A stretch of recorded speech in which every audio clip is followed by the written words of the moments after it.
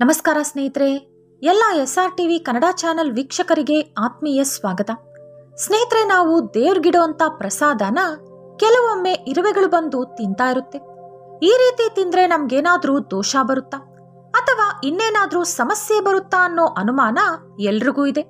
ಹಾಗೆ ನಾವು ದೇವ್ರಿಗಿಡುವಂಥ ಪ್ರಸಾದ ಎಷ್ಟೊತ್ತಿನ ನಂತರ ನಾವು ತಿನ್ಬೇಕು, ದೇವ್ರಿಗೆ ನೈವೇದ್ಯ ಯಾವ ಕಾರಣಕ್ಕೆ ಇಡಬೇಕು, ದೇವಸ್ಥಾನಗಳಲ್ಲಿ ಭಕ್ತರಿಗೆ ಪ್ರಸಾದ ಯಾಕೆ ಕೊಡ್ತಾರೆ, ಈ ಎಲ್ಲಾ ವಿಷಯಗಳನ್ನ ಈ ವಿಡಿಯೋದಲ್ಲಿ ತಿಳ್ಕೊಳ್ಳೋಣ.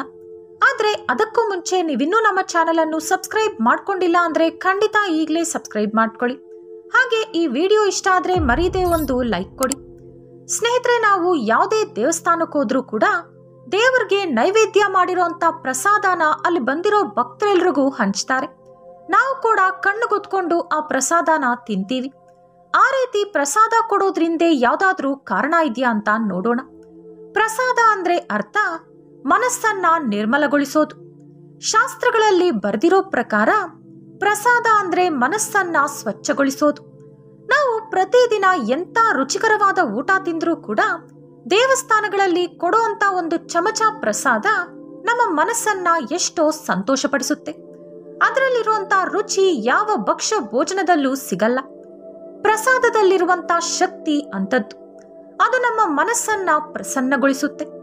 ನಮಗೆ ಎಷ್ಟು ಕೋಪ ಇದ್ರೂ ಕೂಡ ಒಂದು ಚೂರು ಪ್ರಸಾದ ಬಾಯಿಗೆ ಹೋದ ಕೂಡಲೇ ನಮ್ಮ ಕೋಪ ಎಲ್ಲ ತಣ್ಣಗಾಗುತ್ತೆ.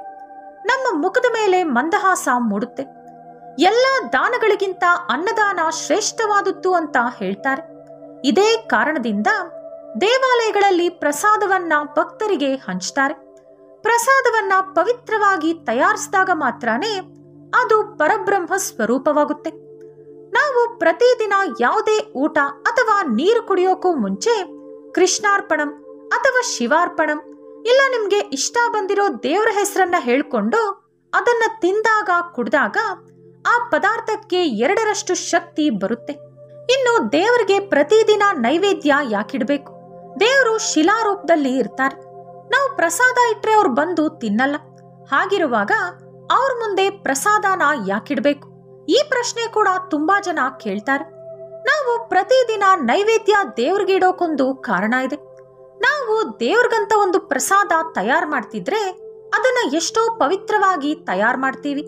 ಅಂದ್ರೆ ನಾವು ಸ್ನಾನ ಮಾಡ್ಕೊಂಡು ಕೂದಲು ಮುಡಿ ಹಾಕೊಂಡು ಯಾರ ಜೊತೆನೂ ಮಾತಾಡ್ದಿರಾ ಫ್ರೆಶ್ ಆಗಿರುವಂತ ಪದಾರ್ಥಗಳಿಂದ ಸ್ಟವ್ ಅಡುಗೆ ಮನೆ ಎಲ್ಲಾ ಕೂಡ ಶುಚಿ ಮಾಡಿಕೊಂಡು ಸಮಯಕ್ಕೆ ಸರಿಯಾಗಿ ಪ್ರಸಾದನ ತಯಾರು ಮಾಡಿ ದೇವರಿಗೆ ನೈವೇದ್ಯ ಇಡ್ತೀವಿ.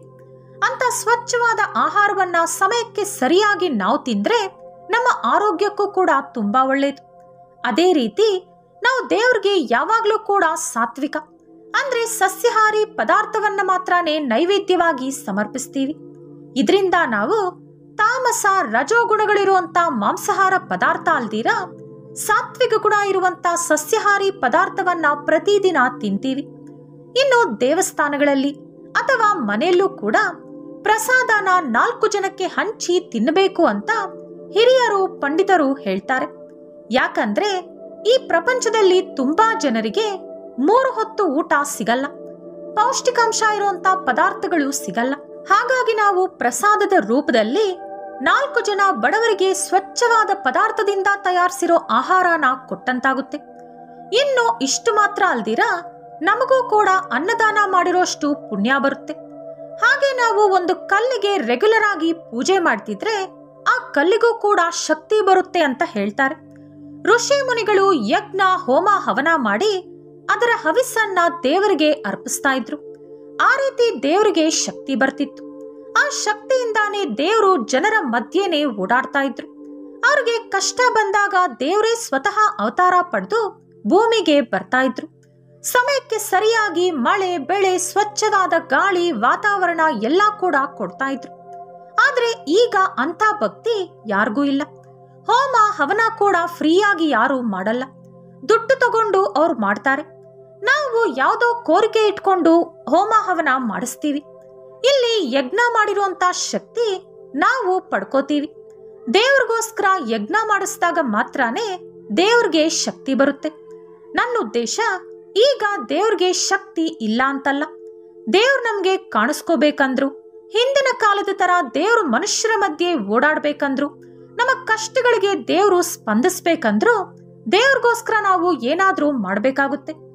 ನಾವು ಮನೆಯಲ್ಲಿ, ದೇವಸ್ಥಾನಗಳಲ್ಲಿ ದೇವ್ರ ಮುಂದೆ ಪ್ರಸಾದ ಇಟ್ಟು ಅದನ್ನ ದೇವರಿಗೆ ಸಮರ್ಪಯಾಮಿ ಅಂತ ಹೇಳಿದಾಗ ಆ ಪ್ರಸಾದಕ್ಕೆ ಎಲ್ಲಿಲ್ದೇ ಇರುವಂತ ಶಕ್ತಿ ಬರುತ್ತೆ. ನೀವೊಂದು ಫುಲ್ ಮೀಲ್ಸ್ ತಿನ್ನೋಷ್ಟು ಶಕ್ತಿ ಒಂದು ಚಮಚ ಪ್ರಸಾದ ತಿಂದ್ರೆ ನಿಮಗೆ ಸಿಗುತ್ತೆ. ಕೆಲವೊಮ್ಮೆ ಹುಷಾರಿಲ್ಲ ಅನ್ನೋರ್ಗೆ ದೇವರ ವಿಭೂತಿನೋ ಅಥವಾ ದೇವರ ತೀರ್ಥನೋ ಕುಡಿಸಿ ಸರಿ ಮಾಡ್ತಾರೆ. ಅದಕ್ಕೆ ಕಾರಣ ಕೂಡ ಇಷ್ಟೇ. ನಾವು ದೇವ್ರ ಮುಂದೆ ಇಟ್ಟು ಭಕ್ತಿಯಿಂದ ಪೂಜೆ ಮಾಡಿ ಆ ಪ್ರಸಾದನ 4 ಜನ ಬಡವರಿಗೆ ಕೊಟ್ಟಾಗ ಅವ್ರಿಗೂ ಕೂಡ ಶಕ್ತಿ ಬರುತ್ತೆ. ಅವ್ರು ಮಾಡಿರೋಂಥ ಪಾಪಗಳು ಸ್ವಲ್ಪ ಸ್ವಲ್ಪ ಕಡಿಮೆ ಆಗುತ್ತೆ. ಅವ್ರ ಕಷ್ಟ ದೂರ ಆಗುತ್ತೆ. ಬದುಕೋಕೆ ಅವ್ರಿಗೆ ಹಲವಾರು ಕಡೆ ದಾರಿ ಕಾಣಿಸುತ್ತೆ, ಅವಕಾಶಗಳು ಸಿಗುತ್ತೆ. ಈ ರೀತಿ ನಾವು ಅವರ ಜೀವನ ಬದಲಾಯಿಸಿದಂತ ಪುಣ್ಯ ಕೂಡ ನಮಗೆ ಬರುತ್ತೆ. ಹಾಗೆ ಪ್ರತಿದಿನ ದೇವರಿಗೆ ನೈವೇದ್ಯ ಇಟ್ಟು ಅದನ್ನ ನಾವು ತಿನ್ನೋದ್ರಿಂದ ನಮಗೂ ಕೂಡ ಅನಾರೋಗ್ಯ ಸಮಸ್ಯೆ ಆಗಿರ್ಬೋದು, ನಮ್ಮೊಳಗಡೆ ಯಾವ್ದಾದ್ರೂ ನಕಾರಾತ್ಮಕ ಶಕ್ತಿ ಇರ್ಬೋದು, ಅಥವಾ ನಮ್ಮ ಮನಸ್ಸಲ್ಲಿ ಪ್ರಶಾಂತತೆ ಇಲ್ಲ ಅಂದ್ರೆ, ನಮ್ಮೊಳಗೆ ತಾಮಸ ರಜೋಗುಣಗಳು ಜಾಸ್ತಿ ಇದ್ರೆ ಇವೆಲ್ಲ ಕೂಡ ಆ ಪ್ರಸಾದ ತಿನ್ನೋದ್ರಿಂದ ಕಡಿಮೆ ಆಗ್ತಾ ಹೋಗುತ್ತೆ. ಈಗ ಮನೆಯಲ್ಲಿ ಪೂಜೆ ಮಾಡಿದ ನಂತರ ಪ್ರಸಾದನ ಎಷ್ಟೊತ್ತಾದ್ಮೇಲೆ ತಿನ್ಬೇಕು ಅಂತ ನೋಡೋಣ. ನಾವು ಮನೇಲಿ ಪೂಜೆ ಮಾಡಿದ್ರೆ ಎಷ್ಟು ಪೂಜೆ ಮಾಡ್ತೀವೋ ಅಷ್ಟು ಫಲ ಮಾತ್ರ ಸಿಗುತ್ತೆ. ಯಾವ್ದಾದ್ರೂ ನದಿ ತೀರದಲ್ಲಿ ಪೂಜೆ ಮಾಡಿದ್ರೆ ಅಥವಾ ಜಪ ಮಾಡಿದ್ರೆ 2ರಷ್ಟು ಫಲ ಸಿಗುತ್ತೆ. ಗೋಶಾಲೆಯಲ್ಲಿ ಪೂಜೆ ಅಥವಾ ಜಪ ಮಾಡಿದ್ರೆ 100 ಪಟ್ಟು ಫಲ ಸಿಗುತ್ತೆ. ಯಾಗಶಾಲೆಯಲ್ಲಿ ಜಪ ಮಾಡಿದ್ರೆ 200 ಪಟ್ಟು ಫಲ ಸಿಗುತ್ತೆ. ಪುಣ್ಯ ಪ್ರದೇಶ ಅಥವಾ ಪವಿತ್ರವಾದ ಸ್ಥಳಗಳಲ್ಲಿ, ಪುಣ್ಯ ಕ್ಷೇತ್ರಗಳಲ್ಲಿ ನಾವು ಪೂಜೆ ಅಥವಾ ಜಪ ಮಾಡಿದ್ರೆ 10,000 ಪಟ್ಟು ಫಲ ಸಿಗುತ್ತೆ. ಶಿವನ ಸನ್ನಿಧಿಯಲ್ಲಿ ಜಪ ಮಾಡಿದ್ರೆ ಮಹೋನ್ನತವಾದ ಫಲ ಸಿಗುತ್ತೆ.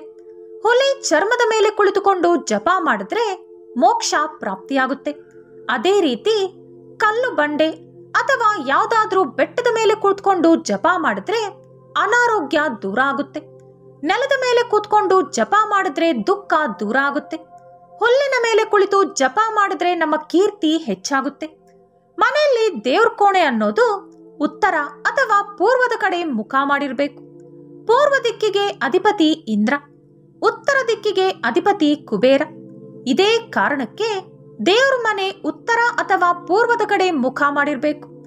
ದಕ್ಷಿಣ ದಿಕ್ಕಿಗೆ ಅಧಿಪತಿ ಯಮನಾದ್ದರಿಂದ ದಕ್ಷಿಣದ ಕಡೆ ಎಂದೂ ಕೂಡ ದೇವ್ರ ಮನೆ ಮುಖ ಮಾಡಿರಬಾರ್ದು. ಮನೆಯಲ್ಲಿ ವಿನಾಯಕನ ಫೋಟೋ ಅಥವಾ ವಿಗ್ರಹ ಇದ್ರೆ ಸೊಂಡಿಲು ಎಡಗಡೆ ತಿರುಗಿರುವಂತೆ ನೋಡ್ಕೋಬೇಕು. ಸ್ಕೂಲು, ಕಾಲೇಜು, ಎಜುಕೇಶನಲ್ ಇನ್ಸ್ಟಿಟ್ಯೂಷನ್ಗಳಲ್ಲಾದ್ರೆ ಸೊಂಡಿಲು ಬಲಗಡೆ ತಿರುಗಿರಬೇಕು. ವ್ಯಾಪಾರ ಮಾಡೋ ಜಾಗಗಳಲ್ಲಿ ನಿಂತಿರುವಂತ ವಿನಾಯಕನ ಫೋಟೋ ಅಥವಾ ವಿಗ್ರಹ ಇಟ್ಕೋಬೇಕು. ಇನ್ನು ಪೂಜೆಯಲ್ಲಿ ನಾವು ದೇವ್ರಿಗಿಡುವಂತ ನೈವೇದ್ಯ ಪೂಜೆ ಮುಗಿದ ತಕ್ಷಣ ಪ್ರಸಾದದಂತೆ ನಾವು ತಗೋಬೇಕು. ಆಗಲೇ ನಾವು ಪೂಜೆ ಮಾಡಿದಂತ ಫಲ ಹಾಗೂ ದೇವರ ಅನುಗ್ರಹ ನಮಗೆ ಸಿಗುತ್ತೆ. ಹಾಗಾಗಿ ಪೂಜೆ ಮಾಡಿದ ತಕ್ಷಣ ಡಿಲೇ ಮಾಡದೆ ಪ್ರಸಾದನ ಎಲ್ಲರೂ ಕೂಡ ತಗೋಬೇಕು. ನಾವು ಆ ರೀತಿ ಪ್ರಸಾದನ ತಗೊಂಡ ನಂತರ ಕೆಲವರು ಸ್ವಲ್ಪ ಪ್ರಸಾದನ ದೇವ್ರಿಗಂತ ಅದೇ ಜಾಗದಲ್ಲಿ ಇಟ್ಬಿಡ್ತಾರೆ. ಇಲ್ಲ ಅಂದ್ರೆ ಪ್ರಸಾದ ತಗೋಬೇಕಾದ್ರೆ ಕೆಳಗೇನಾದ್ರೂ ಸ್ವಲ್ಪ ಚೆಲ್ಲಿದ್ರೆ ಅದನ್ನ ನೋಡ್ದಿರಾನೋ ಮರ್ತೋ ಹಾಗೆ ಬಿಟ್ಬಿಡ್ತಾರೆ. ಆ ರೀತಿ ಇದ್ದಾಗ ಕೆಲವೊಮ್ಮೆ ಇರುವೆಗಳು ಬಂದು ಆ ಪ್ರಸಾದನ ತಿಂತಾ ಇರುತ್ತೆ.